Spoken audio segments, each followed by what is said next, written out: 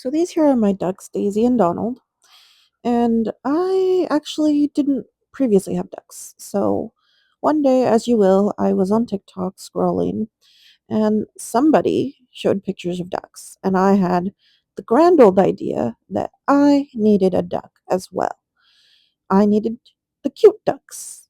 And so I then went on a mission on Craigslist, same day, and started looking for local people selling ducks.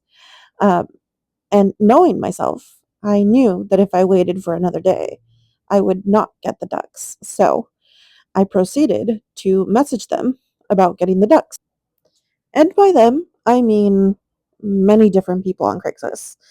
I spammed a bunch of people trying to find someone who would sell me ducks that same day. And I did actually find someone, and I then convinced my partner to drive us to some sketchy little I convinced my partner to drive us to this sketchy little town, and I thought that surely the ducks would be in said town, but they were not. They were in the outskirts of this little town that was on the outskirts of our town.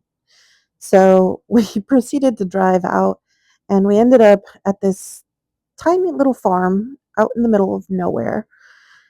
And we got there, and they said, "You know what? Our kids really like the ducks. We're not going to give you the ducks." And I was like, "What? We just drove all the way here for the ducks." But I was like, okay, fair enough. And we started to pack up and leave. Meanwhile, all of this was happening outside of the car while I sat in the car because even though this was my idea, I made my partner do all the talking. Um, so they tell him, nope, no go on the ducks. He comes back to the car, and then they come over to the car and they say, actually, we will sell you the ducks as long as you don't eat them. And I'm like, oh, yeah, ducks taste gross. I'm not going to eat them. I just think they're really cute and I want them as pets. So they changed their mind. They gave us the ducks, and then off we went. And I was like, yeah, they're going to be best friends with my chickens. So here they are.